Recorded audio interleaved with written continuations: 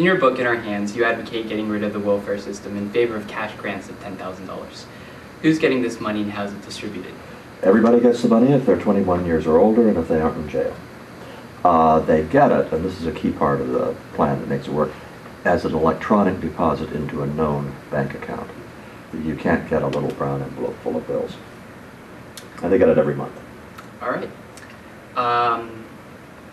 Give the money to the people is essentially what you argue in your book. What are the advantages of giving the money back to the people as opposed to the welfare state? Well, my complaint about the welfare state is primarily that it tries to stage manage people's lives. And it doesn't do a very good job of it, plus the fact that it's none of the government's business how we live our lives. So, since I'm libertarian, if I had my druthers, I'd say get rid of these programs altogether and don't replace them with anything. That's not going to happen. We live in a world where large income transfers are going to occur. And my argument is, fine, let's not filter it through all the bureaucracies and spend so much of the money on bureaucrats and doing it. Just give people money, and at this point, their lives are in their hands. That's the reason for the title of the book. And if they succeed, that's great. If they don't use the money wisely, then that gets us into the next step of talking about this plan, which is, okay, what happens when people don't do right with their money? And that actually leads to my next question. What are the safety nets put into place for irresponsible individuals who would choose to spend their money rather than save for retirement? That is always the next question, every time. What happens when a guy smokes it up his money in crack or drinks it up and it's the middle of the month and he goes to someone because he's going to be on the streets otherwise? Well, there are two things. One is, the next month he will get another check or deposited into his account. So we're not talking about he's going to be out there for years. But the second thing is that Americans historically, if people have gone to them and said, I'm going to starve to death unless you do something, Americans do something. We do not have a history of people starving in the streets. However, there is a huge difference now. I mean, he can go to the Salvation Army as before, but the Salvation Army knows that he has a check coming in the next month and say, guess what? You know, we aren't going to let you starve, but it's time for you to get your act together. Same thing's going to happen if he goes to ask a friend, or a parent, or a sibling.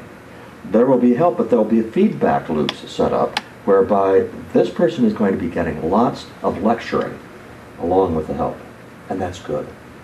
What you want are millions of interactions going on among people because everybody knows that everybody else has this source of income. And that's the kind of safety net you want, a safety net woven by the community, not by bureaucrats. So everyone gets it and everyone knows. Yeah. If your plan is implemented today, what is to stop future increases in the grant size? Well, I think that's more of a problem theoretically than actually, because if you've ever read Mansur Olson's classic analysis or Gordon Tullock's of public choice theory and the way that, how do the sugar farmers get their subsidy? It's because they care deeply about their subsidy and the rest of the country really doesn't, okay? So you can get things through Congress and bills passed because most people don't care. With this grant, everybody's going to care. It will be, whenever there is a discussion of whether we ought to increase the grant or change anything about it, that will be the leading topic of political conversation in the country. And all the people who are paying for this through their taxes are going to be thoroughly aware of what's going on, and they are not going to roll over. So, in other words, I think that increasing the grant is going to be real hard. Just as increasing the minimum wage has been real hard. This would be even harder. Why would your plan be more effective than trying to reform the bureaucracies instead of getting rid of them? Reforming bureaucracies. What a wonderful concept. Bureaucracies, it's not just that bureaucracies could do the job if only we got the office procedures fixed. Now, when dealing with human needs, bureaucracies are inherently unable to respond to individuals. I mean, they have to have rules. If you're dealing with millions of people, you cannot have bureaucrats allowed to discriminate in favor of one client that they think needs an extra break. So they have to go by rules, and those rules are inflexible. There's no way to do what is absolutely essential in dealing with human needs, which is to give one person a pat in the back and the other one a kick in the pants, because different people need different things. Salvation Army can do that.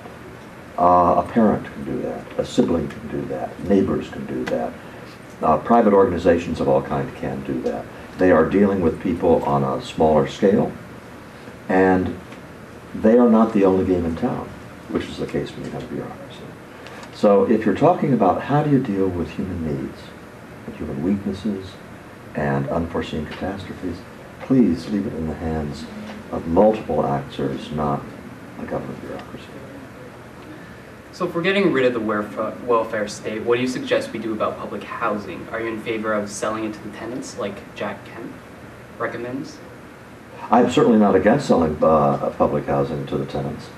I don't want to give them a subprime mortgage to do it. Look, you have that's one of those issues which would take care of itself. In the case of a great deal of public housing, the best thing to do would be to dynamite it, because if you ever look at public housing as compared to any other kind of housing, it's usually really crummy. And given our housing crisis these days, we have lots of empty units out there. In your book, you say that happiness is inextricably linked with the exercise of one's abilities and virtue. Can you elaborate on what you see as true happiness and how this is harder to find in a welfare state? What you mentioned there is known as the Aristotelian principle. And actually it was a social democrat named John Rawls who in his work distilled Aristotle's discussion in the Nicomachean Ethics. And Aristotle says that the deepest form of enjoyment for human beings is the exercise of their realized capacities. And the more their capacity has been developed, the more the enjoyment is. I believe that as a central truth about human beings. The times when you ask, where did the time go, is usually when you've been engaged in something that you can do well and you've been enjoying doing. Well, a lot of the things that have happened in the welfare state have gotten in the way of that kind of realizing human capacities. And you take the bottom 20% of the population and you've sort of pushed them toward thinking purely about the monetary aspect of it. And another thing that's happened with the welfare state is that the family has been ravaged in the lower socioeconomic part of the population. Not in the upper, just in the lower. And the family is another source of deep satisfaction in human life. So there are a variety of ways. You ask me what I consider happiness to be. I use a classic definition of lasting and justified satisfaction with life as a whole. And that includes such things as exercising your capacities. It includes family. It includes being a good neighbor. All of these things require civil society to be extremely strong. And all of these things are undermined by the welfare state.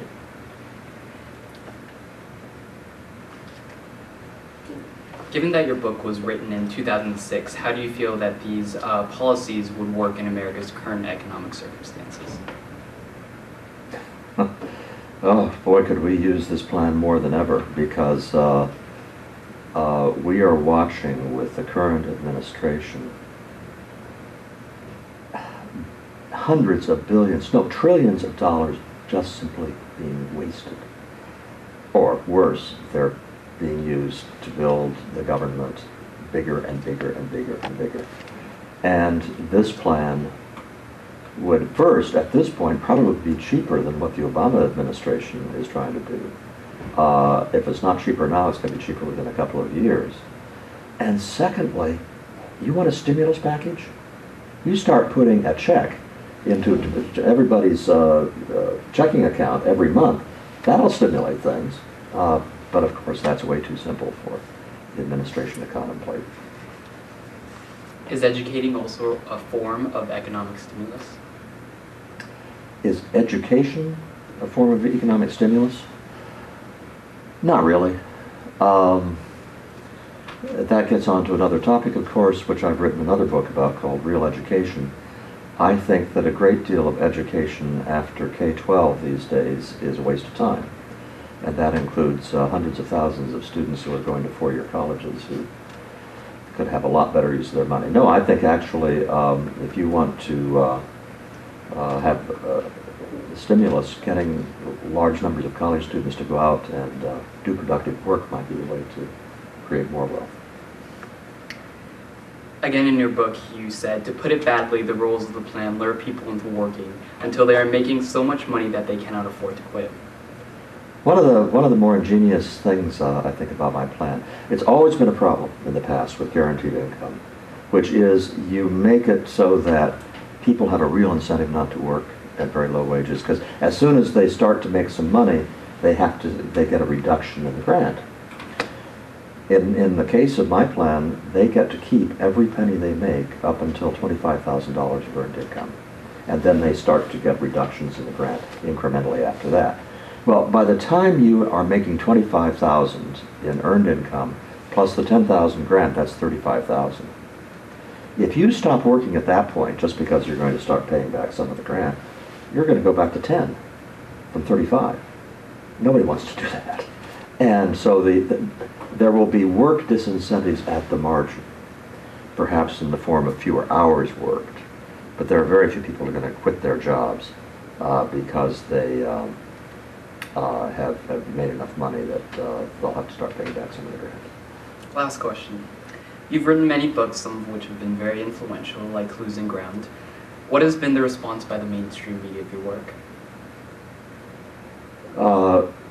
The mainstream media has hated my work. I should say mainstream academia has hated my work. Losing Ground, they hated because I actually wasn't trying to save money. I was saying that the Great Society and the constellation of programs around it had hurt the people it was trying to help, and that, of course, was not playing my proper role. The bell curve, they just went ballistic because I actually said that there was such a thing as IQ, and my co-author and I, Dick Ernstein, said that IQ is important in determining outcomes in life. I mean, it's mainstream science, but it flew in the face of the egalitarian ideal. And we also talked about differences in test scores between blacks and whites, which just, you thought the world had come to an end. This book, In Our Hands, was interesting because there were a number of academics who were also in favor of guaranteed incomes who liked it. Now, of course, they don't want the guaranteed income to replace the welfare state. They want it to be an add-on. But nonetheless, a few of them responded the way I'd hoped they would, which is to say, maybe we can talk. And that's appropriate, and maybe a positive sign. Thank you for your time. My pleasure.